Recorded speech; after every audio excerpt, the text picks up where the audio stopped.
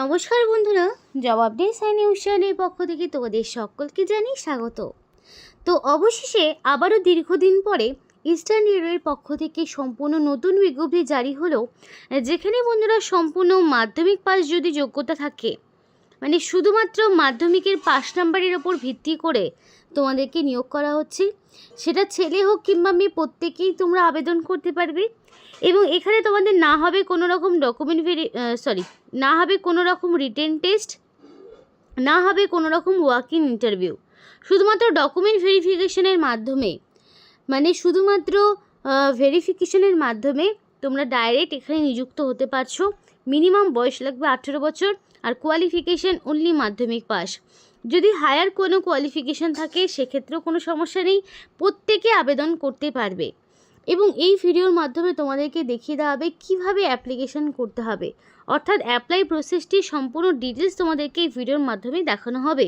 কিন্তু ডিটেলস বলার আগে তোমাদের প্রত্যেকের কাছে একটাই রিকোয়েস্ট জানাবো, যে যারা এখনও আমাদের এই চ্যানেলটিকে সাবস্ক্রাইব করোনি তারা ঝটপট চ্যানেলটিকে সাবস্ক্রাইব করে পাশে থাকা বেল আইকনটি ক্লিক করে দিও, যাতে করে পরবর্তী সমস্ত আপডেট পেয়ে যেতে পারো। তো চলো বন্ধুরা, দেরি না করে এবার অফিসিয়াল নোটিশ নিয়ে ডাইরেক্ট বিস্তারিত আলোচনা তোমাদের সাথে শুরু করব এই ভিডিওর মাধ্যমে। সবার আগে বলতে চাই, এটা হচ্ছে ইস্টার্ন রেলওয়ের অফিসিয়াল ওয়েবসাইট। তো যারা এখানে অ্যাপ্লিকেশন করবে ভাবছো, তারা সরাসরি ডিভিশনে ক্লিক করবে। যে ডিভিশনে বিলং করছো সেই ডিভিশন ওয়াইজ কিন্তু এখানে তোমরা নোটিফিকেশানগুলো পেয়ে যাবে। নিউজ অ্যান্ড আপডেট অপশানে গেলে পারেই তোমরা কিন্তু নোটিফিকেশানগুলো পেয়ে যাবে। তো আমিও সেই মতো তোমাদেরকে নোটিফিকেশানটা ডাউনলোড করে দেখাচ্ছি। তো আমি অফিসিয়াল যে নোটিফিকেশান সেটা ওপেন করে নিয়েছি। তো এখানে তোমাদের মিনিমাম বয়সটা কিন্তু 18 বছর হতে হবে। 18 বছরের নিচে হলে হবে না। 18 থেকে তোমার বয়সটা 40 বছরের মধ্যে হতে হবে, তবেই তুমি এখানে অ্যাপ্লিকেশন করতে পারবে। আর এরপরে তোমাদের যেই এডুকেশনাল কোয়ালিফিকেশান, সেক্ষেত্রে তোমাদেরকে লাগবে মাধ্যমিক পাস।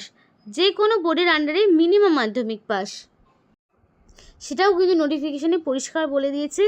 কোনো রকম ITI এর যোগ্যতার প্রয়োজন হচ্ছে না, আর থাকলেও কোনো সমস্যা নেই, কারণ শুধু দেখবে মাধ্যমিক পাস রয়েছে কিনা। মাধ্যমিকের যদি শুধুমাত্র পাস নম্বরটুকু থাকে তাহলেই তুমি এখানে অ্যাপ্লিকেশন করতে পারবে। এবং এখানে তোমার লোকালিটিতে, তোমার লোকাল পুলিশ স্টেশনে কোনো রকম ক্রিমিনাল রেকর্ড থাকা যাবে না, এবং ফিজিক্যালি ফিট অ্যান্ড ফাইন থাকতে হবে। এবার দেখো অ্যাপ্লিকেশন ফর্মটি কীভাবে পূরণ করছি সেটা দেখে নাও। সেইভাবে অ্যাপ্লিকেশন ফর্মটি পূরণ করবে বাই হ্যান্ড, এবং তোমাদের ওই বল পয়েন্ট পেন দিয়ে অ্যাপ্লিকেশন ফর্ম পূরণ করতে হবে, কোনো রকম কাটাকাটি করবে না। যেহেতু অফলাইন সাবমিশন, তাই এডিটের কোনো অপশন পাবে না। তাই যখন অ্যাপ্লিকেশন করবে সম্পূর্ণ সঠিক এবং নির্ভুল তথ্য দিয়েই অ্যাপ্লিকেশন করার চেষ্টা করবে। তো দেখো এখানে তোমাদের নেম অফ দ্য অ্যাপ্লিকেন্ট, তোমার এখানে ব্লক লেটারে তোমার নাম থাকবে, এবং মাধ্যমিক বা তার সমতুল্য পরীক্ষার অ্যাডমিটে যেই নাম রয়েছে সেই নামটাই এখানে বসাবে। তারপরে ফাদার্স অথবা হাজব্যান্ডের নাম। তো তোমার বর্তমানে যিনি গার্জেন রয়েছেন, যেহেতু ছেলে মেয়ে নির্বিশেষে প্রত্যেকে আবেদন করতে পারবে, ম্যারিড আনম্যারিড প্রত্যেকে আবেদন করতে পারবে। তো সেই অনুযায়ী তোমার যিনি বর্তমান গার্জেন রয়েছেন তার নাম তোমাকে বসাতে হবে। তারপরে ডেট অফ বার্থ। এবার অ্যাকর্ডিং টু মাধ্যমিক বা তার সমতুল্য পরীক্ষার অ্যাডমিটে যেই ডেট অফ বার্থ রয়েছে সেই ডেট অফ বার্থ তোমাকে বসাতে হবে। জেন্ডার, মেল হোক ফিমেল প্রত্যেকেই আবেদন করতে পারবে, তো সেই অনুযায়ী তোমাকে বসাতে হবে। কোয়ালিফিকেশান শুধুমাত্র লিখে দিবে 10 পাস, এখানে বাকি আর কিছু লেখার প্রয়োজন নেই, কারণ সেখান থেকে কোনো রকম এক্সট্রা বেনিফিট যেহেতু পাবেই না, অনলি মাধ্যমিক, তাই মাধ্যমিকের ইনফরমেশনই এখানে থাকবে।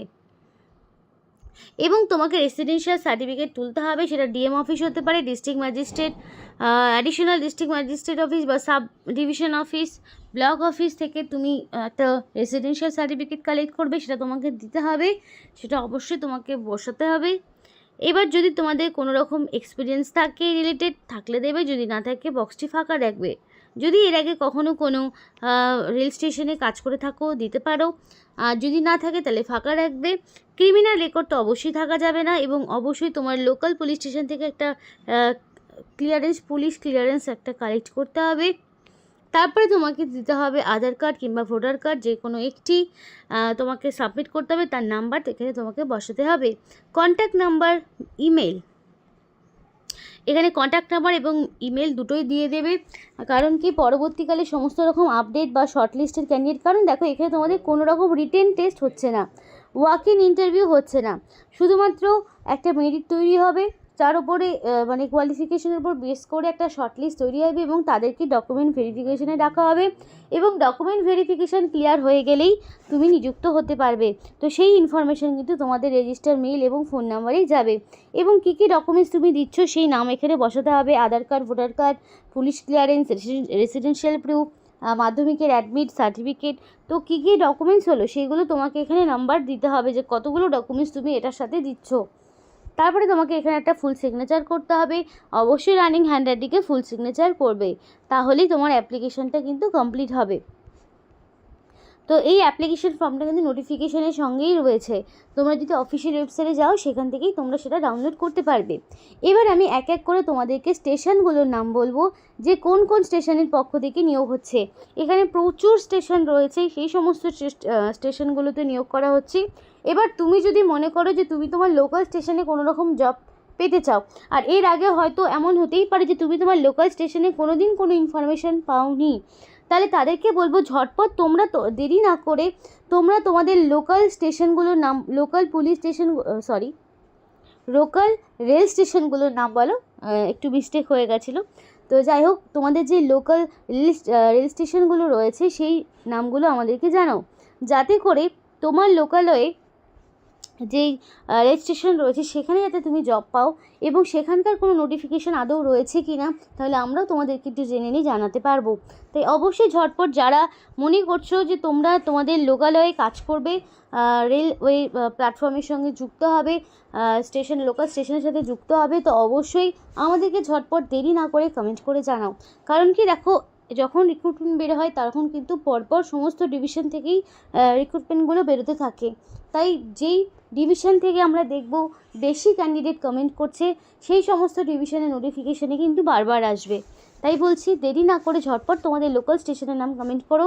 এর আগে যারা কমেন্ট করেছো মোস্ট অফ ক্যান্ডিডেট কিন্তু তারা তাদের লোকাল স্টেশন মানে লোকাল স্টেশনের ইনফরমেশনগুলো পেয়েছো, তো অবশ্যই বলবো যে তাই দেরি করো না, ঝটপট জানাও। এবার দেখো এখানে ক্যাটাগরি কি রয়েছে এবং স্টেশনের নাম কি সেটাই বলছি। HG3 বেশি রয়েছে, যেমন দেখো খামারগাছি রয়েছে, সমুদ্রগড় রয়েছে, তারপরে তোমাদের রয়েছে শ্রীপাদ শ্রীখণ্ড, তারপরে তোমাদের রয়েছে বানকাপাসি, তারপরে রয়েছে বালগোনা, নিগান, তারপরে পাল্লা রোড, পূর্বস্থলী, পাটুলি, দিয়ারা, দিনহাটি, তারপরে তোমাদের রয়েছে ধাত্রীগ্রাম, তারপরে রয়েছে যে কৃনাহার, লাভপুর, তারপরে মোল্লারপুর, শিকারিপাড়া, আরও এখানে বিভিন্ন রকম যে লোকেশনগুলো রয়েছে সেগুলো তোমরা দেখতেই পাচ্ছ, সাগরদিঘি, রাজগ্রাম, তো বিভিন্ন লোকেশনগুলো কিন্তু রয়েছে। এবার কোনোটা NSG5 মধ্যে পড়ছে ক্যাটাগরির মধ্যে, কোনোটা NSG6 মধ্যে পড়ছে, তো এখানে বিভিন্ন ক্যাটাগরি স্টেশনের নাম কিন্তু রয়েছে।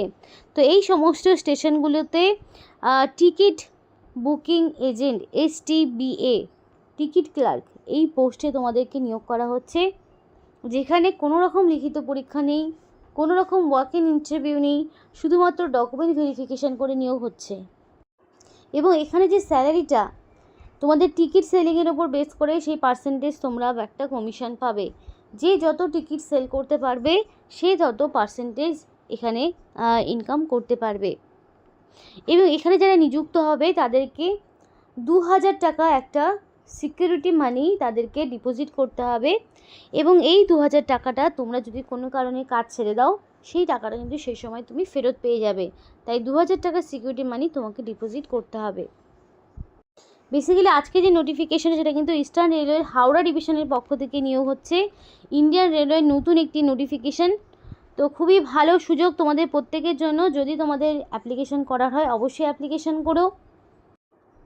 অ্যাপ্লিকেশন জমা দেওয়ার ঠিকানা, এই যে ঠিকানা রয়েছে এই ঠিকানায় তোমাকে অ্যাপ্লিকেশন পাঠাতে হবে এবং অ্যাপ্লিকেশন পাঠানোর লাস্ট ডেট থাকছে তোমাদের 30শে এপ্রিল। 30শে এপ্রিলের মধ্যে তোমাকে কমপ্লিটলি অ্যাপ্লিকেশন সাবমিট করতে হবে এবং তোমাদের পরবর্তীতে 30শে এপ্রিল পেরিয়ে যাওয়ার পরে তারপরে তোমাদের 1 মে সেই লিস্ট বেরোবে, যে লিস্টে তোমাদের শর্ট লিস্টেড ক্যান্ডিডেটদের নাম থাকবে। তো আজকের মতো ভিডিওটি এখানেই শেষ করছি। ভিডিওটি ভালো লাগলে অবশ্যই লাইক এবং চ্যানেলটিকে সাবস্ক্রাইব করে আমাদের সাপোর্ট করো, আমাদের সাথে থেকো, পাশে থেকো। আর ভিডিওটি সম্পূর্ণ দেখার জন্য তোমাদের সকলকে জানাই অসংখ্য ধন্যবাদ।